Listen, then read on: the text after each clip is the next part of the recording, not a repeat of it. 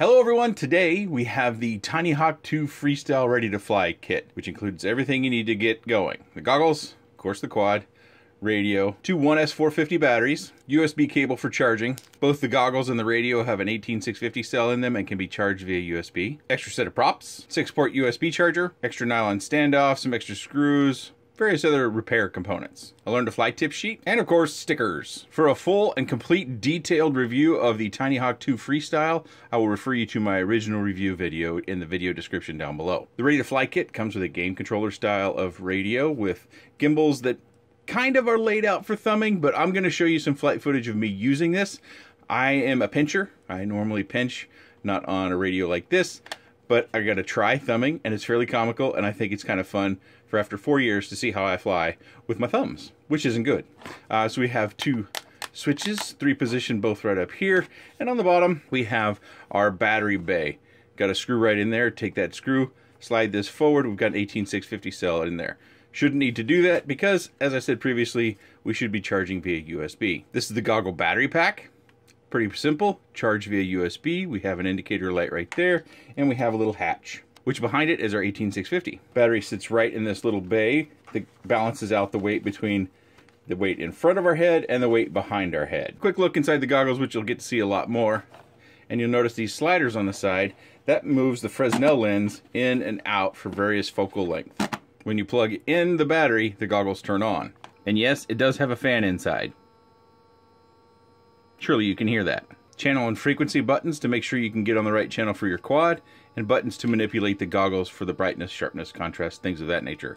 There is no DVR with this goggle. It also comes in a bag or a case, but the case has a full-length shoulder strap. This is my original review video. This is me flying with my goggles. This is me flying with my radio, which at the time you can see them both, the SkyZone 030 goggles on the left and the FrSky X-Lite on the right. This is how the quad can fly in my hands, in my space. And you'll notice this was a while ago because the backyard has changed quite a bit. If you're new to the channel, I fly micros, and I fly almost exclusively near my home or inside my home even most of the time. So I wanted to show this first because this gives you an idea of the capabilities of the Tinyhawk 2 FreeStyle if you haven't seen it before. I don't think it's real important to go into the full details because, again, I have a full detailed probably 15 or 16 minute video on the Tinyhawk 2 FreeStyle that I reviewed some months ago, and I'll link that, as I said previously, in the video description down below. With my flight style, flying in my space, my altitude, with the humidity in my area, with the batteries that come with the kit, the 450 milliamp 1S batteries, used 2 at a time, I get almost 4 minutes of flight. Now if you're running flat out in a big open space, you probably should expect to get less than that, but you get somewhere between, I would say on the low end, 3 minutes at least. I mean, if you're running flat out, you know, just doing full throttle punch out, maybe less. 3 minutes would be a minimum for the most accomplished pilot, I would think. Of course, this isn't geared towards the most accomplished pilots. This is geared for someone who enjoys micros, likes to fly in their backyard, small spaces, parks, things of that nature, or someone that might be looking to get into the hobby with a starter kit like the Tinyhawk 2 FreeStyle Ready to Fly kit. And if you have any of these components, whether individually or in some other kit, please leave your experience with these components down in the comment section. If you're new to FPV or you're new to flying in general and you're looking at various kits, it's always very important, in my opinion, for those doing the research to go down in the comment section and read those comments, because I only have one that I can show you and review. There's a whole lot of people that have these other components and have experience with them too, and that's where you can get a larger basis for what the grand scale of experiences out there are. I highlight these things that I experience, but other people have other experiences, whether they're good, bad, or different. And if you leave your comment down below, that sure helps someone who's trying to do their homework to get something that fits them for their space and their budget. So again, I have a full review video on the Tinyhawk 2 FreeStyle, and I've got that link down in the video description if you want to go over all the details, unlocking the VTX, anything that I would typically mention in reviews, we go over that in there. I will say one thing about this kit, just in case you don't happen to go watch that, is that you need to be careful with the motor wires. The motor wires have a tendency to get out from underneath the base plate, and the props can strike them. I had that happen. Thankfully, it did not snip the wires, but I found that time and time again, because in one of the videos I'm going to show you, I crashed several times that the motor wires work their way out from underneath there, and the props can strike them, and sometimes that can cause them to be cut, which if you're in an RTF kit, you probably not want to do any soldering. You might not even have solder and a soldering iron, so that's something to be truly aware of. We're getting to near the end of the flight. Let's jump over into something. Let me preface it just a touch. We'll use the end of this flight to preface it. So I went out and I wanted to fly thumbs. And I used the radio that we have here. Of course, I screen record the goggles so you can get an idea of what the goggle reception's like and what it looks like. So this is going to be a bit comical and a bit fun, and because we've seen these components before, I wanted to introduce some fun. I like this hobby to be fun.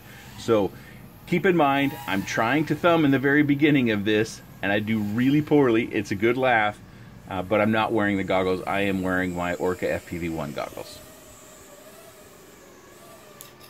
This isn't completely in focus. You can see I even had trouble taking off. Pretty comical. So I'm not coordinating my yaw and my roll on my turns very well, and I am going to, this isn't actually the first time I tried it. It's the first time I tried it with this one. I actually tried on a whoop inside with my standard radio, and I get out of control. I'm worried I'm going over the neighbor's pool. Oh, I avoided that. That was my kind of my fear.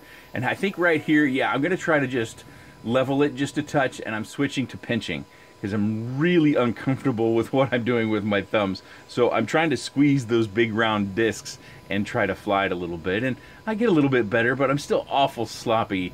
So if you're starting out, or if you maybe haven't flown as much as I have over the course of the time that I have, and you kind of feel that your flying isn't up to snuff, take a look at this. This is me flying 4 years. I tried thumbs. I was terrible at it. That might not have even been a full 40 seconds of thumbing in this particular video.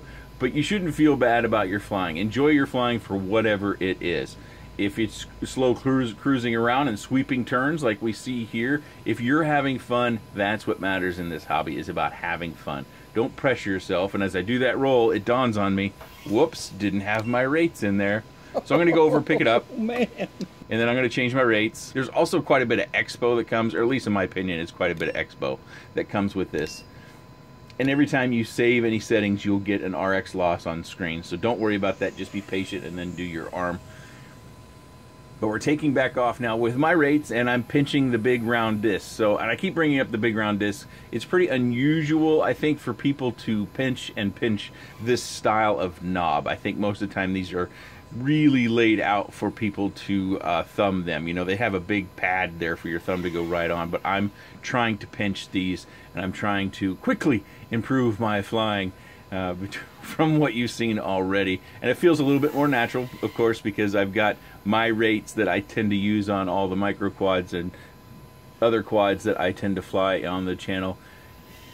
And I'm going to work up a bit of courage here, and I am going to go for a punch out here in a minute. And that was something that, as I was flying, because it's something I do all the time, I'm definitely not going for a power loop, not like this, but punch outs are something relatively simple that I've done thousands of times, and I'm kind of working up the nerves to doing that. You can see as I'm turning around, I'm still not coordinated very well, and then we go for the punch, we ride it up, and we come in a little sideways and almost, yeah, we get fairly close to that tree, and you see how I was kind of flying it like, I don't know how to describe that, kind of sideways. It's almost flying it like it was a star-shaped quad rather than a square quad. But this was a lot of fun. It was kind of a sporty and exciting and nerve-wracking for myself, and I wanted to share that with you all because you know, I hear a lot of people that get frustrated about their experiences in FPV because they're putting pressure on themselves to be the next, you know, wizard on the sticks. And you know, there's a lot of really talented pilots out there, but this hobby should be fun. I said it many times, nobody's getting rich doing this stuff. The people who are making a living flying drones, they're not driving Lamborghinis on the weekends. I'm pretty certain of that. They might be doing okay, but that's, you know, 1% of all the people involved in this hobby. So enjoy this hobby, enjoy FPV, fly like you want to fly where you like to fly, whatever makes you comfortable. I'm switching again here. I'm going to try thumbs again. That's why I was just kind of hovering there a bit as I cruise back and forth. So I'm going to try thumbing a little bit more. And I'm a little bit better now with my rates, but I'm still, look at those turns, how I'm kind of almost like a flat spin around some of those turns. There, I'm coordinating a little bit, Whoa, that got out of control. Whoa, whoa, whoa, whoa. Oh, and I crashed. Holy catfish. I cannot thumb. I actually started out FPV thumbing, but I plateaued, or I hit a wall, or I decided to switch, and I've been a pincher ever since. So let's jump back to the desk and let's wrap up here a little bit. I hope that was fun and enjoyable for you all. Again, I just wanted to go over this radio a little bit. You know, it's kind of designed to fly like this. At least that's my belief, is it's designed to fly like this. And I was flying it something like this. So that's how I was using it. I wasn't very good either way, really. I'm much more comfortable with the radio I've been using for a long time. I have not switched over to the Radio Master full-time just yet. I just got the new button put in it the other day. Of course, these are trim buttons, and for new people in the hobby, you shouldn't be using these necessarily, because it will change your stick position, and then it will always kind of go that way, and you don't have any interface here to see where your trims are. Are they centered? Generally, for quads, we want everything centered all the time, and when we look at the receiver tab in Betaflight, we want everything to go from 1,000 to 2,000, and 1,000 to 2,000. So that's the basics of the radio. It isn't the highest grade hobby quality radio. I would say that the radio from Beta FPV, the Lite 2 radio, I think is a little bit more higher quality. But I did use it. I've used it before. This time I used it trying thumbs and pinching, and you got to see the results. Quickly, while we're here, I do want to mention these motor wires. Let me get my screwdriver out. So I'm going to kind of just show you here. I've pulled those motor wires just a touch with my screwdriver like this, and you can see the prop goes right through that area. If I pull it up like this, then it would definitely go through there. I actually had an arming incident where I could hear a tick, and then I figured out it was the wires. Now we've got zip ties that they've used to secure the motor wires down. My preference would be they use some of their Emax tape that I'm always bragging about. Works really well, and I like how it works, but they've chosen to go with zip ties just as they did when they launched this particular quad. For anybody who's new, this is your pigtail. Some people swap this out for an XT30, which is like the ends on this little adapter. That can give you additional performance, but it requires different batteries. Now, I have always found these to be very difficult to get the batteries back out. So one of the things you should do is not just pull on the battery. In other words, leaving it all fully in there and then just jerk on the battery until it pops loose.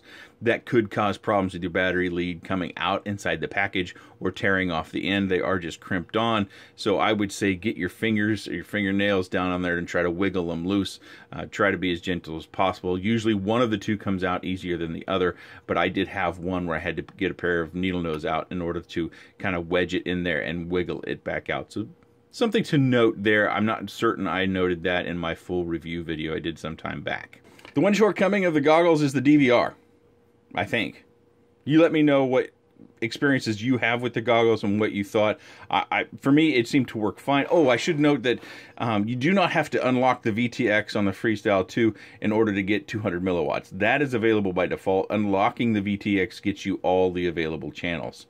So one little thing, and I cover unlocking in my full review video. Emax also has other quads like the Race, and this is the Easy Pilot. This is a real beginner kit. This is one that my 10-year-old flies around, and she enjoys this. And what is special about this one is that it kind of has altitude control. So you can control this one without having to control so much the throttle. So you can spend your time learning yaw on this one, which this is mode 2, and then coordinating your turns with yaw and roll. So that takes one element out of the flying aspect that can make things easier for people. And this also comes in a kit very similar to what you see in front of you with the FreeStyle 2. Emax has other quads on the market as well, all the way on up to a full 5-inch. I think the Sport is called a 5-inch, and they have the Hawk 4, which is a 4-inch. I'm forgetting what I think it's... They also have a 3-incher that's out there. So a full lineup of ready-to-fly quads that you can, or bind-and-fly quads that you can purchase that you could use with the goggles and the radio if you were to choose to go down the kit route.